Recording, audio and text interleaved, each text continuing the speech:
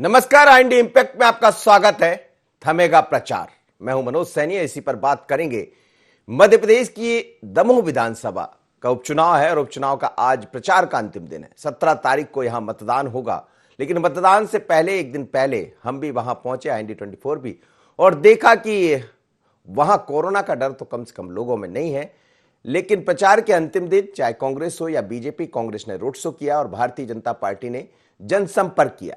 इस जनसंपर्क के दौरान उन्होंने जनता से मुलाकात की है, सीधे निकले, जिसमें तमाम सारे नेता मौजूद थे। चाहे हम बीडी शर्मा की बात करें या बाकी अन्य नेताओं की बात करें, वो भी सब नजर आ रहे थे। लेकिन उसके साथ ही कमलनाथ भी निकले थे। और जब जनसंपर्क पर भारतीय जनता पार्टी के तमाम नेता निकले तो पहले रोड शो किया जाना चाहिए था, लेकिन उसको कैंसिल किया कोरोना के चलते।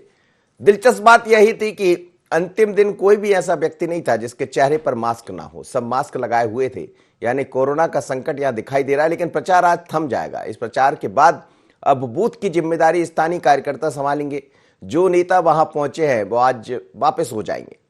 पर सवाल यही है कि इस थमे हुए प्रचार में आखिर किसका शोर ज्यादा दिखाई दिया और कौन करेगा अब डोर टू डोर। और दमोह के दंगल में राहुल बादाम, अजय टंडन के बीच होगा क्या?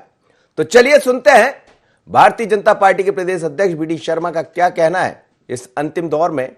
और दूसरी तरफ यदि हम बात करें तो कमलनाथ, जो भारतीय कांग्रेस के पीसीसी चीफ है, उनका क्या कहना है। कल उन्होंने भी रोड शो किया था, सुन लीजिए।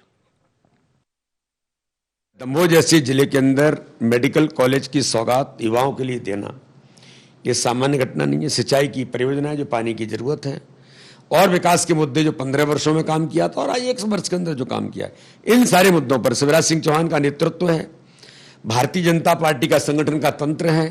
इन सारे मुद्दों पर भारतीय जनता पार्टी इस चुनाव को बहुत अच्छे मतों से, जनता के समर्थन और आशीर्वाद से दमोह के अंदर इस चुनाव को व्यापक बहुमत के साथ जीतेंगे। एक ऐसा जिला है जो बिकाऊ राजनीति नहीं स्वीकार करेगा, जो सिद्धांतों के साथ खड़ा है।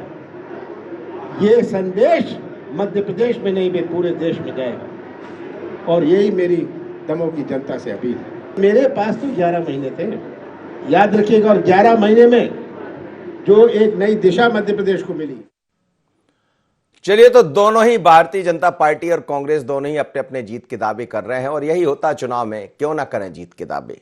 बीडी शर्मा ये कह रहे थे कि ये रिकॉर्ड होगा, इस बार एक नया रिकॉर्ड हम दमोह में बनाने जा रहे हैं। लोग कुछ भी कहें, कुछ भी सोचें, लेकिन जनता का आशीर्वाद मिलेगा विकास के नाम पर। हर बूथ को हमने मजबूत किया, हर बूथ पर हमारा यूथ होगा, कार्यकर्ता होगा। दूसरी तरफ वही टिकाऊ और बिकाऊ का मसला फिर एक बार कमलनाथ लेकर आए हैं। वही मुद्दे जिन पर 28 सीटों पर चुनाव हुआ था, लेकिन क्या हुआ वो आपने देखा। लेकिन कोरोना के बीच में ये अलग तरह का चुनाव था, वहां हमने देखा भी, समझा भी, जाना भी। और इसके बाद अब ये कहा जा सकता है कि जो परिणाम होंगे उस पर सबकी नजर रहेगी। लेकिन आज प्रचार थम जाएगा। मेरे साथ संजय जुड़ रहे हैं, हमारे संवाददाता है दमोह से, ब्यूरो चीफ है। संजय, क्या कहेंगे? प्रचार थम जाएगा और आपने और हमने कल देखा कि कोई कसर नहीं छोड़ना चाहता, पर इस कसर के बीच में आज और क्या दिखाई देगा? संजय,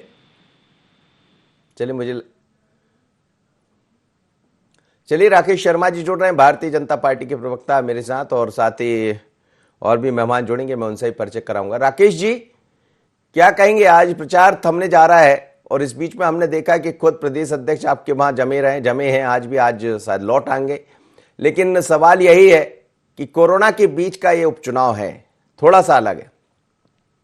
मनोज जी, ये निश्चित रूप से कोविड-19 का काल चल रहा है, बड़ी विषम परिस्थितियां हैं। पर मैं आपको बताना चाहूंगा कि भारतीय जनता पार्टी के साथ दमोह की जनता का प्यार है। हमारे युवा हृदय सम्राट बीडी शर्मा जी लगातार दमोह में कैंप किए हुए हैं और जिस तरह का प्रेम दमोह की जनता का मिल रहा है वो आपके चैनल पे भी दिखाई दे रहा है। कहीं ना कहीं भारतीय जनता पार्टी ने पूरा एक होकर चुनाव लड़ा। भारतीय जनता पार्टी के मुख्यमंत्री भगवान के वरदान शिवराज सिंह चौहान जी भी लगातार दमोह में प्रचार करने गए। बीडी शर्मा जी वहां लगातार कैंप किए हुए थे। हमारे साथ प्रहलाद पटेल हो, चाहे माननीय सिंधिया जी हो, चाहे गोपाल भार्गव हो, भूपेंद्र सिंह हो, बड़े बड़े हर नेता ने दमोह की जनता के बीच में रह के काम किया। मैं एक बात कहना चाहता हूँ जी। कि आज देखिए कि मध्य प्रदेश के मुख्यमंत्री शिवराज सिंह चौहान अपनी मध्य प्रदेश की जनता को कितना चाहते हैं। आपने देखा कि जब राकेश जी आप बने रहिए, मैं आप लोग से ये चर्चा आगे बढ़ाऊंगा, लेकिन जरा संजय से समझ लेता हूं आज दिन भर में क्या है, अंतिम दिन है प्रचार का। संजय, क्या है दिन भर में? हमने देखा था, हमने आपने कि अंतिम दिन जो 14 तारीख थी उसमें तो सब लोग नजर आ रहे थे, चाहे कांग्रेस का रोड शो की बात करें या भारतीय जनता पार्टी का जनसंपर्क, लेकिन अब कुछ घंटे शेष रह गए। इन घंटों में और क्या दिखाई देने वाला है दमोह में? इन्हीं घंटों का खेल होने वाला है दमोह में। आप मेरे साथ थे, तमाम बड़े नेताओं के साथ मुलाकात हुई थी और आज तमाम जो बड़े नेता है दमोह से निकल जाएंगे, लेकिन उसके पहले जिस तरह की तैयारियां हैं वो अंतिम चरण में है। मैं आपको बता दूं कि नगरीय प्रशासन मंत्री अब से कुछ मिनट के बाद जिला अस्पताल जा रहे हैं कोविड को देखने के लिए। वहीं दूसरी ओर जो राजनीतिक जो जितनी भी तैयारियां थी, पूरी रात यहाँ पर तैयारियां चलती रही। दोनों ही दल पूरी ताकत के साथ मैदान में है। अजय टंडन कोरोना पॉजिटिव हो गए हैं, उनका उपचार अस्पताल में चल रहा है, लेकिन बड़े बड़े नेता अभी दमोह में डेरा डाले हुए हैं। शाम का इंतजार है, शाम के पहले तमाम तरह की तैयारियां, तमाम तरह की जो राजनीतिक चक्रव्यूह है उसको रचने के बाद ही यहाँ से तमाम बड़े नेता रवाना होंगे, क्योंकि उन्हें पता है कि अब जो होने वाला है वही भविष्य तय करेगा कि बीजेपी जीतेगी या कांग्रेस जीतेगी। लेकिन दोनों ही दल के जो बड़े बड़े नेता हैं वो यहाँ पर अभी बने हुए हैं और शाम को जाने के पहले रणनीति को अंतिम रूप तक मोहर लगाएंगे। जी, लेकिन संजय, आपने कहा कि अजय टंडन जी का आप जिक्र कर रहे थे कि रिपोर्ट क्या उनकी आ गई है, पॉजिटिव हो गए हो? जी, वो कोरोना पॉजिटिव हो गए हैं, अस्पताल में भर्ती है, फिलहाल जबलपुर में उनका इलाज जारी है। ऐसे में उनके जो अन्य रणनीतिकार हैं उनके ऊपर पूरा जो भार है वो आ चुका है और कांग्रेस ये मान के चल रही है कि उनके जो कार्यकर्ता है वो एक एक कार्यकर्ता हर एक पोलिंग बूथ पर जाकर निश्चित रूप से कांग्रेस को वोट डलवाने का प्रयास करेगा। वही बीजेपी किसी भी रूप में इस मैदान में जो है डटी है और लगातार उनका जो कार्यकर्ता है घर घर जाकर अभी भी जनसंपर्क लगे हुए हैं। एक खबर और संजय आ रही है, अब इस बात की पुष्टि भी आप कीजिएगा। रात को मेरी बात हो रही थी कि वहां जो कांग्रेस की जिला अध्यक्ष है वो भी शायद भर्ती हुए हैं। अब वो क्या है, खैर उनकी रिपोर्ट का मुझे नहीं पता, क्या कुछ ऐसी जानकारी है? दमोह जिला कांग्रेस कमेटी के अध्यक्ष मनु मिश्रा पिछले एक हफ्ते से कोविड का उपचार करा रहे हैं, मिशन अस्पताल में भर्ती है और कमलनाथ जो है पूर्व मुख्यमंत्री, उनके द्वारा रेमडेसिविर जो इंजेक्शन है वो उनके लिए पहुंचाया गया था। चलिए संजय, मैं फिर जोड़ूंगा आपको। अभी आपका धन्यवाद। राकेश शर्मा जी जोड़े हैं, दुर्गेश शर्मा है कांग्रेस के प्रवक्ता और पवन देवलिया जी वरिष्ठ पत्रकार। राकेश जी अपनी बात पूरी कीजिए। मनोज जी, मैं कह रहा था कि मध्य प्रदेश के मुख्यमंत्री शिवराज सिंह चौहान अपनी जनता के प्रति कितने चिंतित रहते हैं, उनकी कितनी चिंता करते हैं कि कल उनका दमोह में रोड शो था, पर कोविड-19 को देखते हुए उनने मध्य प्रदेश की स्थिति परिस्थिति को देखते हुए अपना दमोह का दौरा कैंसिल करा और लगातार अधिकारियों की कोविड-19 के लिए बैठक ली। एक तरफ कांग्रेस के नेता लगातार कोविड-19 के नियम कानून की धज्जियां उड़ा रहे हैं। आपके चैनल पे दिखाया जा रहा है कि भारतीय जनता पार्टी के रोड शो में जितने भी भारतीय जनता पार्टी के नेता हैं वो पूरी की तरह मास्क लगाए हुए सोशल डिस्टेंसिंग का पालन कर रहे हैं। दूसरी तरफ कांग्रेस के नेता कमलनाथ जी का भी आपके चैनल पे दिखाया जा रहा है कि किस तरह वो खुद भी मास्क नहीं लगाए, उनके आसपास जितने लोग खड़े हैं वो मास्क नहीं लगाए। देखिए, हमारा तो चूंकि मैं खुद वहां मौजूद था तो हमारा तो कैमरा उसको शूट कर रहा था, जो दिख रहा था वो दिखा रहे थे। बात बीजेपी कांग्रेस की नहीं है, लेकिन ये बात सच है कि सबको मास्क लगाना चाहिए। अब दमोह में भी अस्पताल की स्थिति यह है कि वहां कल देख रहा था, मैं लोगों से बात कर रहा था राकेश जी, लोग परेशान है, जगह नहीं मिलने लगी। अब धीरे धीरे कर कर अभी देखिए आप भूपेंद्र सिंह जी पहुंच ही रहे हैं, अस्पताल का दौरा करेंगे, तो अब कोविड वहां भी दस्तक दे गया। नहीं मनोज जी, मैं निश्चित रूप से वही बात कर रहा हूं आपसे कि आप तो निष्पक्षता से दिखा रहे हैं चीजें, पर सामने दिखाई दे रहा है ना कि कमलनाथ जी अपनी जान को तो खतरे में डाल रहे हैं। क्योंकि देखिए कांग्रेस के जो प्रत्याशी हैं दमोह के, वो कोविड-19 से पीड़ित हो गए, जिलाध्यक्ष कोविड-19 से पीड़ित हो गए, अन्य कई नेता कांग्रेस के कोविड-19 से पीड़ित हैं। उसके बावजूद भी कांग्रेस के जी सम्माननीय प्रदेश अध्यक्ष जी कमलनाथ जी बिना मास्क के खड़े हुए हैं, उनके आसपास जितने लोग खड़े हैं बिना मास्क के खड़े हैं। तो हम क्या संदेश जनता के बीच देना चाहते हैं? अब संदेश तो राकेश जी बहुत कुछ गया जनता के बीच में, और जनता, मुझे लगता है कि जब परिणाम हमारे सामने होंगे तो समझ भी आएगा कि आखिर संदेश किसके लिए कैसा गया है, क्योंकि वहां हम देख रहे थे अचानक कोरोना ने वहां दस्तक दी है। जी दुर्गेश शर्मा जी, क्या कहेंगे? प्रचार का अंतिम दिन है, अब क्या तैयारियां हैं? अजय टंडन जी दुर्भाग्यवश उन्हें भी कोविड हो गया, पॉजिटिव आ गए हैं, वो आपके जिला अध्यक्ष भी पॉजिटिव है, ईश्वर उनको जल्दी ठीक करे, लेकिन क्या तैयारियां? मनोज जी, पिछले 3-4 दिन से हमारा संगठन प्रयास कर रहा है कि हम बूथ पर अपने साथियों को तैनात करें और प्रयास करें कि बूथ पर जो वोटिंग हो वो लोगों के लिए समस्या का कारक ना हो। प्रयास किया जाएगा कि वोट करते टाइम पे व्यक्ति कोविड से जो समस्या है उसका निदान कैसे हो, या जो सोशल शारीरिक दूरी का जो मामला है उसको मेंटेन करके वोटिंग हो जाए। ये हमारा उसके ऊपर हमारी तैयारी है और इस तैयारी को हम सफलतापूर्वक निर्वहन करेंगे। और अभी जैसे राकेश भैया बोल रहे थे, इनके भगवान के अवतार माननीय शिवराज सिंह चौहान जी, हो सकता है इनके लिए वो भगवान के अवतार हों, पर वो मध्य प्रदेश के लिए अभिशाप बन गए। आज स्थिति चाहे दमोह हो, ठीक है, मेरी पार्टी के लोग वहां पर बिना मास्क के घूम रहे हैं, इनके हिसाब से हम सारे नियम तोड़ रहे हैं। ये क्या कर रहे हैं? कानून व्यवस्था इनके हाथ में है। इन्होंने क्यों नहीं वहां पर चुनाव प्रचार को पूरी तरह रोक दिया? छोड़िए दमोह को साहब, कौन जीतेगा कौन हारेगा ये एक अपनी जगह रह जाएगी, पर जो मध्य प्रदेश और देश की जनता हार गई है आज, और जो सरकारें अपने आप को अक्षम पा रही है, अक्षम होने के बावजूद मानने को तैयार नहीं है कि हम अक्षम हो चुके हैं, इसके लिए कौन जवाबदेह है?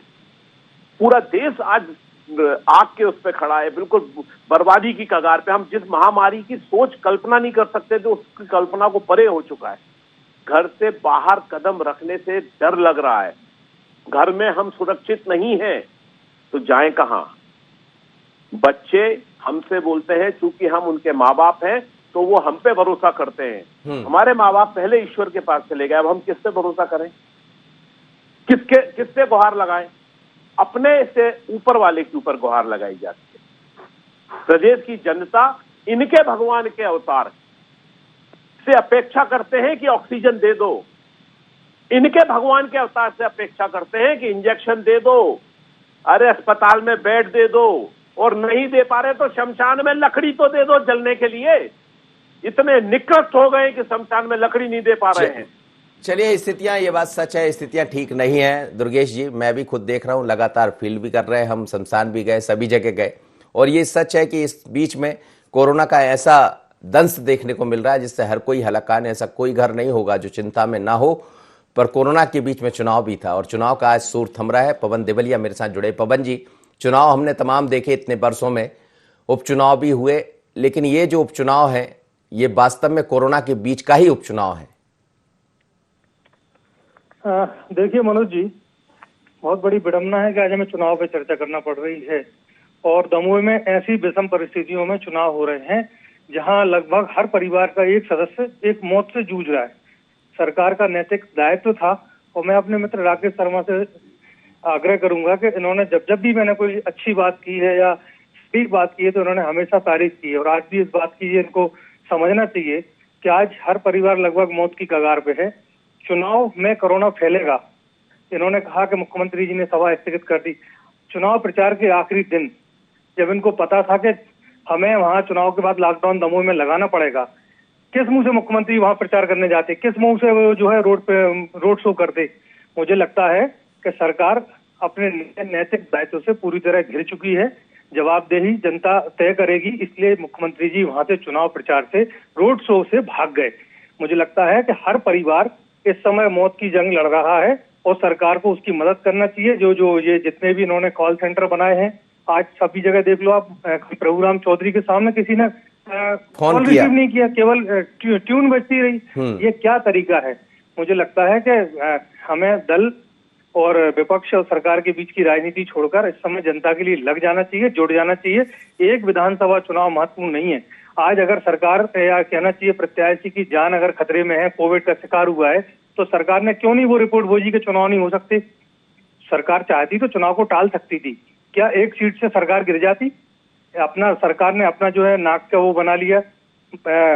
मेरे पास शब्द नहीं है इस समय, क्योंकि मेरे पास इस समय बहुत सारे ऐसे कॉल आ रहे हैं जिनकी मैं मदद नहीं कर पा रहा हूँ, जो रेमडेसिविर इंजेक्शन के लिए जूझ रहे हैं। सरकार निर्देश जारी नहीं कर रही है, जो नंबर जारी किए अधिकारियों के वो कॉल रिसीव नहीं कर रहे हैं। आपाधापी की स्थिति है, शमशानों में शवों को गिना जा रहा है, मौत के आंकड़े मंत्री नहीं बता पा रहे हैं। मतलब क्या स्थिति है मध्य प्रदेश की आज? किसको जवाब देंगे? भगवान से ऊपर हो गए हैं कि शिवराज सिंह चौहान? मुझे लगता है कि समझना चाहिए राकेश शर्मा जी के परिवार में हम लगता है कि ईश्वर न करे कोई ऐसी आपदा आए, लेकिन एक स्वर में इस समय सारे लोगों को एक मैसेज देना चाहिए कि सरकार बिल्कुल, और आज तो प्रचार थम भी जाएगा, तो कम से कम अब लग जाइए, अब तो सब लग जाइए। राकेश शर्मा जी। बड़ा आश्चर्य होता है कि पवन देवलिया जैसे वरिष्ठ पत्रकार इस तरह की भाषा का उपयोग कर रहे हैं। मुझे लगता है नहीं, उन्होंने कुछ गलत कह दिया क्या? अरे मुझे बोल लेने दीजिए भाई साहब, प्लीज। अब मुझे बोल लेने दीजिए प्लीज। बोल लीजिए। नंबर आया तो मुझे बोल लेने दीजिए। बोलिए बोलिए। अगर मैं सही बोल रहा हूँ, गलत बोल रहा हूँ, इसका निर्णय आप जनता को कर लेना जी। हम जज नहीं बने, अब ये जनता सुन रही है। मध्य प्रदेश के सबसे बड़े चैनल पे बैठकर अगर मैं बात कर रहा हूँ तो बहुत जिम्मेदारी से बात कर रहा हूँ। जी कहिए। मुझे लगता है कि जिस तरह की भाषा का उपयोग माननीय पवन देवलिया साहब कर रहे हैं, मैं उनका बहुत सम्मान करता हूँ। वरिष्ठ पत्रकार है और सागर और दमोह से बहुत करीबी से जुड़े हैं और वहाँ की जमीनी हकीकत से वो बहुत अच्छी तरह से वाकिफ। मेरा निवेदन है कि अगर संवेदनशील मुख्यमंत्री ने कल वहाँ रोड शो अपना कैंसिल किया तो पवन देवलिया जी कह रहे हैं वो भाग गए। 24 घंटे मध्य प्रदेश का कोई एक व्यक्ति जो अपनी जनता की चिंता कर रहा है तो उसका नाम है शिवराज सिंह चौहान। दिन में 3 बार अधिकारियों की बैठक कर रहे हैं, लगातार मंत्रियों को जिले का प्रभार दिया है, उसके बाद वरिष्ठ अधिकारियों की ड्यूटी लगाई जा रही है। छिंदवाड़ा और अगर कटनी में कोविड-19 के ज्यादा मरीज आते हैं तो तुरंत एसीएस राजेश राजौरा साहब को वहां भेजा जाता है। भोपाल में विश्वास सारंग जी के साथ स्वास्थ्य विभाग के पीएस लगातार दौरा कर रहे हैं। रेमडेसिविर इंजेक्शन मिल रहा है कि नहीं मिल रहा है उसका उदाहरण मैं आज का अखबार उठाए, माननीय पवन देवलिया जी जो सबसे ज्यादा बिकने वाला और सबसे बड़ा अखबार है उसको उठाए। हमीदिया अस्पताल के 2 मरीजों का इंटरव्यू छपा उस अखबार में। राकेश शर्मा ने तो इंटरव्यू नहीं लिया, किसी वरिष्ठ पत्रकार ने वहां जाके इंटरव्यू लिया होगा ना। वो कह रहे हैं कि हम चिंतित थे कि रेमडेसिविर कैसे मिलेंगे, डॉक्टर ने आप आके कहा कि आपके इंजेक्शन की व्यवस्था हो गई, आप चिंता मत कीजिए। एक शहीद भाई हैं और दूसरे प्रकाश कुमार है, दोनों अलग अलग समाज के लोग हैं और दोनों को मुफ्त में इंजेक्शन मिले। मेरा एक निवेदन है, आप पैनिक होने का प्रयास मत करें, आप पत्रकार हैं, आपका दायित्व है, आपसे बहुत लोग। लेकिन एक बात कहे राकेश जी, एक बात मेरी बात का जवाब दीजिएगा कि जब आग लगे तब कुआं खोद लो। देखिए एक बात बताइए मनोज जी, आज महाराष्ट्र में त्राही मची हुई है कोविड-19 के कारण। महाराष्ट्र से जो ऑक्सीजन मध्य प्रदेश को सप्लाई होती थी कंपनी की और प्राइवेट सेक्टर की, उस पर महाराष्ट्र सरकार कहीं ना कहीं अड़ंगे लगा रही है। उसके बाद हमने छत्तीसगढ़ से, उड़ीसा से, गुजरात से, अन्य प्रदेशों से ऑक्सीजन की व्यवस्था की कि नहीं। केंद्र में तुरंत प्रधानमंत्री जी से माननीय शिवराज जी ने बात करी, उसके बाद पीयूष गोयल जी से बात करी कि रेल के द्वारा जल्दी से जल्दी हमारे ऑक्सीजन के टैंकर मध्य प्रदेश। ये तो बात हो रही कि बात तो सबसे कर ली, थोड़ा सा पहले करने होते तो और बेहतर स्थितियां होती शायद, लेकिन ये तो खैर दौर है। लगातार माननीय मुख्यमंत्री जी इस पे लगातार कदम उठा रहे हैं और ये कोई ऐसा नहीं है कि कोविड-19 आ जाए तो ये माना जाए कि ये पूरा चुनाव अब कोविड में परिवर्तित हो गया। नहीं, मेरा ये कहना है हमारी बूथ की बैठकें हो गई हैं, हमारे बूथ के जो लोग बैठेंगे उनके लिए माननीय बीडी शर्मा जी, माननीय सुहास भगत जी, माननीय हितानंद शर्मा जी ने बैठक ली है। हमारी पूरी तैयारी है चुनाव की और जनता हमारे साथ है और जनता को मालूम है कि भारतीय जनता पार्टी का उम्मीदवार जीतेगा तो दमोह क्षेत्र का विकास होगा। दुर्गेश शर्मा जी सरकार के साथ खड़ा हुआ विधायक रहेगा। नहीं तो हमने 15 माह में सुना कि पैसे नहीं है, खजाना खाली। ठीक है, दुर्गेश शर्मा जी जवाब दे दीजिए। मनोज जी, कांग्रेस ने पूरे हिंदुस्तान के अंदर ऑक्सीजन की समस्या पैदा कर दी। हमने ऑक्सीजन ली, महाराष्ट्र ने ऑक्सीजन नहीं दी, इसलिए मध्य प्रदेश के अंदर ऑक्सीजन नहीं है। पिछले वर्ष भी महाराष्ट्र ने ऑक्सीजन नहीं दी थी, तब भी ऑक्सीजन की समस्या हमारे सामने आई थी। उस समय भी इनके भगवान के अवतार जो विनाशकारी बन चुके हैं, जो प्रदेश के लिए एक अभिशाप बन गए हैं, उन्होंने घोषणा करी थी 10 सितंबर को कि वे 6 महीने के अंदर मध्य प्रदेश के अंदर ऑक्सीजन ट्रीटमेंट प्लांट लगाएंगे जो 200 टन ऑक्सीजन देगा। 27 अक्टूबर को श्रीमान जी ने 11 एकड़ जमीन आइनॉक्स कंपनी को अलॉट कर दी। 24 दिसंबर को वे बावई क्षेत्र जो उनकी विधानसभा क्षेत्र से लगा हुआ है वहां पर जाके नारियल फोड़ आए। अभी तक ऑक्सीजन ट्रीटमेंट प्लांट पर एक ईंट नहीं लगी। महाराष्ट्र सरकार ने मध्य प्रदेश को ऑक्सीजन नहीं दी क्योंकि उसके पास ऑक्सीजन नहीं है और महाराष्ट्र सरकार केंद्र में माननीय मोदी जी से गुहार लगा रही है कि हमें ऑक्सीजन दे दो। आज मेरे प्रदेश के अंदर अस्पतालों में ऑक्सीजन न मिलने के कारण मृत्यु हो रही है। शिवराज सिंह चौहान जी और इनके माननीय के भगवान के अवतार शिवराज सिंह चौहान के परम आदरणीय भक्त आपने बात पकड़ी राकेश शर्मा जी। बात सुन लीजिए मनोज जी, बहुत दुखी हूँ, व्यथित हूँ। ऐसी बातें सुनकर कि प्रदेश के अंदर सब अमन चैन है, स्वास्थ्य मंत्री कहता है सब कुछ है। चलिए मैं कह रहा हूं, मेरे परिवार के 4 लोग आज टेस्ट कराने गए, टेस्ट नहीं हुआ। कहां है टेस्ट किट, कहां है व्यवस्था? बातें कर रहे हैं चैनल पे बैठ के फिजूल की। इनका भगवान का अवतार विनाश कर रहा है मध्य प्रदेश में। अरे अस्पतालों के सामने पुलिस लगा के गोली जमा तो कम से कम शांति से मर तो जाएंगे, तड़प तड़प के तो नहीं मरेंगे। दुर्गेश जी मैं समझ सकता हूं इस समय सबकी स्थितियां बिल्कुल आप कह रहे हैं, और मुझे लगता है चाहे बीजेपी हो या कांग्रेस, कह रहे हैं वो भगवान का अवतार है सभी। ये आदमी जो ये बोल रहा है मेरा मित्र है, मेरा भाई है, पर ये निष्कर्ष बात बोल रहा है। दुर्गेश जी हम सबको इस समय धैर्य की जरूरत है, और धैर्य से ही हमें। अरे मनोज जी कहां से धैर्य रखें, आज साफ दिखता है। मैं रोज जब व्हाट्सएप और फेसबुक और इससे देखता हूं तो कितना मन व्यतीत होता है, मुझे मालूम है। जी। और ये कह रहा है कि वो भगवान का अवतार है। जी, शर्म आना चाहिए रामकेश शर्मा जी, शर्म आना चाहिए। मैं उनसे बात पर पानी में डूब मरो। मैं उनसे बात कर रहा हूँ, फिर भी मैं आपसे ऐसा बोल रहा हूँ। मैं उनसे बात कर पवन देवलिया जी, मुझे और पूरे प्रदेश को, पूरे देश को, सबको अपमानित किया, मानव जाति को अपमानित किया है। पवन देवलिया जी कर रहे हैं भगवान का अवतार। पवन देवलिया जी, भगवान का अवतार हो सकता है तुम्हारे लिए। दुर्गेश जी सुन लीजिए पवन देवलिया जी। पवन जी मैं जवाब लूंगा राकेश जी। कम शब्दों में अपनी बात कहूंगा। मेरे कम से कम 1 दर्जन मित्र साथी जो मंत्रिमंडल में हैं, कम से कम 150 विधायक हैं जो हमारे संपर्क में रहते हैं। सारे लोगों का एक ही कहना है कि साहब हमें अस्पताल में बिठा दो व्यवस्था सुधारने के लिए। मतलब क्यों कहना पड़ रहा है मंत्रिमंडल के सदस्यों को? आप सोचिए, मेरे पास ऐसे कई प्रमुख सचिव स्तर के अधिकारी हैं जो कह रहे हैं पवन जी मदद कीजिए, भगवान भरोसे छोड़ दिया क्या मध्य प्रदेश को? मतलब उनको लग रहा है कि मैं कहीं अपनी बात पहुंचा सकता हूं सरकार में, तो वो मुझसे कह रहे हैं कि आप बात कीजिए, क्या हो रहा है मध्य प्रदेश में। मेरे पास मैसेज है, जरूरत पड़ेगी तो वो मैसेज दिखा सकता हूं मैं प्रमाण के तौर पे। लेकिन मुझे लगता है कि इस तरह की राकेश शर्मा जी बहुत अच्छे, बहुत चिंतनीय मतलब व्यक्ति हैं। मध्य प्रदेश में बहुत खराब स्थिति है, समझना चाहिए। हमें लगता है उनके परिवार में कोई अभी इस तरह की कोई शिकार नहीं हुआ होगा, या उनका जान पहचान वाला शिकार नहीं हुआ। मेरी अगर पूरी सर्किल में देख लें तो 20-25 लोग अपनी जान गंवा चुके हैं। मैं बताऊं पैनिक नहीं हो रहा हूं। सरकार दर्द को नहीं समझ रही है, सरकार वो परिस्थितियां नहीं समझ रही। संजय गोयल बहुत अच्छा काम कर रहे थे, आकाश त्रिपाठी उनसे अच्छे अधिकारी हैं, लेकिन मुख्यमंत्री तक जो सही बात पहुंचाएगा अधिकारी जूनियर, तो सीनियर उसको निपटा देगा। ये परिस्थितियां मध्य प्रदेश में क्यों निर्मित हो रही हैं? मुझे लगता है इस समय जो है मंत्रिमंडल के जो सदस्यों को प्रभारी बना दिया। कल विजय साय के साथ क्या स्थिति बनी? कौन सा मंत्री अपने कोविड प्रभार के जिले में गया और क्या परिस्थितियों का उन्होंने सामना किया? क्यों नहीं सरकार ओपन कर रही है? क्यों मौत के आंकड़े नहीं बता रही है? मौत के आंकड़े अगर बताएगी तो जनता अलर्ट होगी, लेकिन मौत के आंकड़ों को छुपाया जा रहा है। ये छुपाने की आवश्यकता नहीं है, बताने की आवश्यकता है कि हम जागरूक नहीं थे कोविड के प्रति, इसलिए इतने लोग मरे। तो अब जो बचे हैं वो तो कम से कम अलर्ट हो जाएं।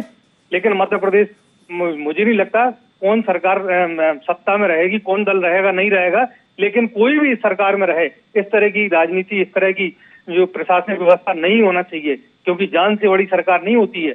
मैं किसी भी सरकार पे मैं आरोप नहीं लगा रहा हूँ, जो स्पष्ट बातें हैं वो मैं आपके चैनल के माध्यम से रख रहा हूँ, कहीं ना कहीं सरकार तक पहुंचे। मुझे जब रात में ये जो राकेश जी बता रहे हैं कि 2 अखबारों में इंटरव्यू छपे, 2 लोगों को रेमडेसिविर, मेरे पास वीडियो है, आईसीयू में से लोग भेज रहे हैं, डेट का उल्लेख कर रहे हैं कि मैं इस डेट में इस हॉस्पिटल में भर्ती हूँ, मुझे रेमडेसिविर इंजेक्शन की बहुत आवश्यकता है, मुख्यमंत्री जी कृपया मदद करें। जब वो मैसेज को फॉरवर्ड किया जाता है तो वो कहते हैं निजी अस्पतालों में को वो रेमडेसिविर इंजेक्शन नहीं मिलेगा, सरकारी में उपलब्ध कराया जाएगा। राकेश जी चलते चलते आपसे इसलिए प्रतिक्रिया लूंगा क्योंकि आपकी सरकार है, प्रचार आज थम जाएगा, प्रचार को छोड़ दीजिए। लेकिन ये जो प्रचार हो रहा है कि रेमडेसिविर नहीं है, या फिर ये कहा जाए कि बाकी जो अव्यवस्थाएं हैं, क्या सरकार कह तो रही है मुख्यमंत्री जी पूरी तरह तैयार है? अब लोग यही सुनना चाह रहे होंगे, ये नहीं सुन रहे होंगे कि प्रचार थम जाएगा। देखिए मनोज जी, मैं सबसे पहले तो मेरे विद्वान साथी जो वरिष्ठ पत्रकार हैं उनसे पूछना चाहूंगा, क्या मध्य प्रदेश में जिलों में प्रभारी मंत्री की ड्यूटी नहीं लगाई गई है कोविड-19 को देखते हुए? जो कह रहे हैं कि मेरे से मंत्री कह रहे हैं हमें ड्यूटी पे लगा दीजिए। शर्म आती है इस तरह की जब बातें होती है। दूसरी बात, वरिष्ठ अधिकारियों की ड्यूटी लगाई गई, एसीएस राजेश राजौरा साहब की बात करी, पीएस स्वास्थ्य की बात करी, ऐसे जितने भी सीनियर अधिकारी हैं सबकी जिलों में ड्यूटी लगाई गई है। एक और बात मैं कहना चाहता हूँ, मैं राजनीति नहीं करना चाह रहा था आज, पर मुझे बहुत दुख हुआ माननीय दुर्गेश शर्मा जी की बात को सुन के।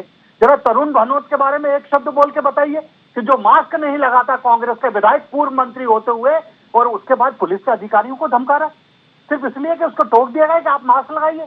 पीसी शर्मा अपने गुड्डू चौहान जो एक गुंडा है भोपाल शहर का, उसको लेके कोविड वार्ड में घुस जाते हैं, पूरे कोविड-19 के प्रोटोकॉल को तोड़ते हुए डॉक्टर को इतनी धमकी देते हैं कि वो रोते हुए इस्तीफा दे देता है। ये कोविड-19 से बचाने का प्रयास किया जा रहा है।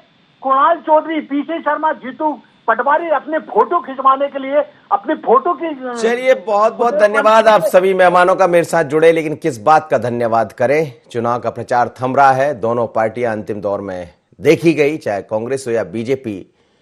चर्चा खूब हो रही है कि कोरोना से कैसे बचा जाए, चर्चा खूब हो रही है कि स्थितियां बड़ी भयावह है, चर्चा इस बात की भी हो रही है कि सरकार पूरी व्यवस्था में जुटी हुई है।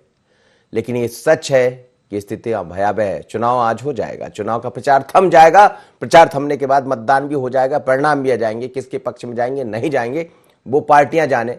लेकिन अब तो वक्त इस बात का है कि प्रचार तो कम से कम थम गया, अब तो आ जाइए मैदान में। अब जिससे जो बने, क्या विपक्ष क्या पक्ष, सबको लगना पड़ेगा, क्योंकि ये स्थितियां बड़ी भयावह है, डरा रही है, लोग चिंतित है। लेकिन डरिए मत, यदि आपके अंदर धैर्य है तो सब कुछ ठीक हो जाएगा। धैर्य से सब कुछ जीता जा सकता है। थोड़ा सा संयम, थोड़ा सा धैर्य, पैनिक मत होइए, मास्क लगाइए, सैनिटाइजर का इस्तेमाल कीजिए, दूरी बनाकर चलिए, थमेगा प्रचार। इतना ही, मुझे दीजिए इजाजत, बने रहिए N24।